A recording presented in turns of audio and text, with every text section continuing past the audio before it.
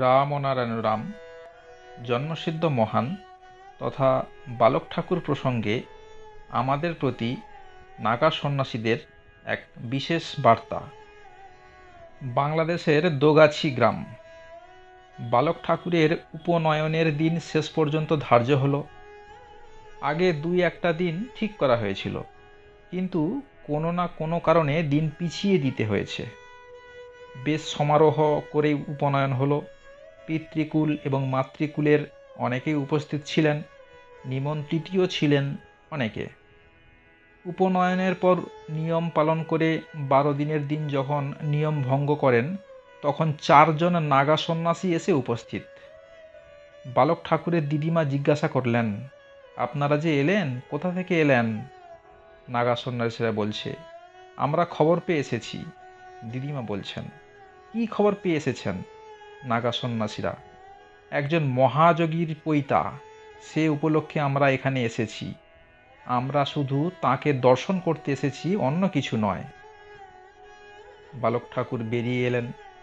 নমঃ ব্রহ্মণে নমঃ বলে বালক ঠাকুরকে ওরা প্রণাম করলেন। ঠাকুর আশীর্বাদ করলেন, বললেন, আপনারা এসেছেন, একটু সেবা করে যাবেন। নাগা সন্ন্যাসীরা বললেন, ঠিক আছে, আপনার কথা ফেলতে পারবো না, তাই করব। বালক ঠাকুরের মাসিমা, দিদিমা এবং আরও সবাই মিলে 4 জন নাগা সন্ন্যাসীকে আদর আপ্যায়নের ব্যবস্থা করলেন। ওরা বললেন, আমরা সন্ন্যাস নিয়েছি ঠিকই, মনের দিক থেকে এখনও সন্ন্যাস নিতে পারিনি। আমরা খুঁজে বেড়াচ্ছি কোথায় আছে সেই ধন, যার কাছে গেলে সত্যিকারের কিছু পাবো। আমরা এমনি পয়সার কাঙাল নই, কিন্তু পয়সার দরকার আছে। যতক্ষণ পারি হাঁটা পথে চলি, না পারলে বলি, যদি কয়েকটা পয়সা দেন যাতায়াতের পথে সুবিধা হয়। তবে বেশি কিছু আমাদের চাওয়া নেই। ওর কথা শুনেছি, শোনা কথাটা অন্তর থেকে আমাদের 4 জনের ভিতরেই জেগে উঠেছে। ওর দর্শনে, স্পর্শনে মনে হয় কিছু পেয়ে গেছি। ঠাকুরকে উদ্দেশ্য করে বললেন, এই সুরটা নিয়ে যেন থাকতে পারি। আপনি আশীর্বাদ করবেন যাতে যাত্রা শুভ হয়, আমরা এগিয়ে যেতে পারি। কারণ ভড়ংই বেশি।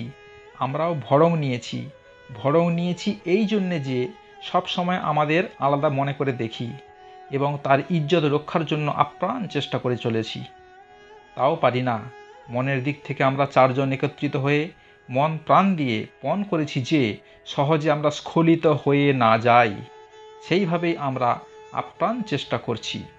যৌগিক মতে এবং শাস্ত্র মতে আমরা উপার্জনক্ষম। আমরা বাপ মার অনুমতি নিয়ে বেরিয়েছি। যে অভাবের তাড়নায় বেরিয়েছি, সেই অভাব থেকে যাতে মুক্ত হতে পারি, সেই আশীর্বাদ করবেন। সেবা করার পর প্রত্যেক সন্ন্যাসীকে 1 টাকা করে দক্ষিণা দেওয়া হলো। তাঁরা বললেন, দক্ষিণার রীতি আছে, ভালোই হয়েছে। আমাদের একটু টানাটানি ছিল, 1 টাকা হলো বেশ কিছুদিন চলে যাবে। তারপর ওরা বালক ঠাকুরকে প্রণাম করে বললেন, হে মহান যোগী, অনুমতি করুন। আমরা পরিব্রাজক হয়ে বেরিয়েছি, যাতে সেই একটা ঠিকানা খুঁজে পাই। আমাদের আর এখানে অন্য কোনো ঠিকানা নেওয়ার ইচ্ছা নেই। ক্ষুধা পেলে খাই। 4 জন একত্রে এক বাড়িতে গেলে অসুবিধে মনে করতে পারে, তাই এক একজন এক এক বাড়িতে যাই। আমাদের চাওয়া নেই। যদি ডেকে কেউ কিছু দেয় তো ভালো, ক্ষুধা তো রয়েছে, সেটা পূরণ করা দরকার। কখনো জলপান করি, কখনো এমনিই থাকি।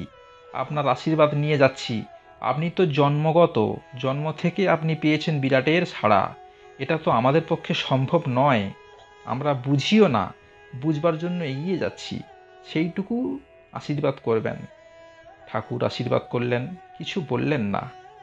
সকলেরই এই বৃদ্ধ নাগা সন্ন্যাসীদের ভালো লাগলো। দিদিমার তো খুব ভালো লেগেছে, কারণ ওরা সাধারণের মতো নন। ওদের সবারই বাড়ির অবস্থা সচ্ছল, তবুও পরিব্রাজক হয়ে বেরিয়েছেন।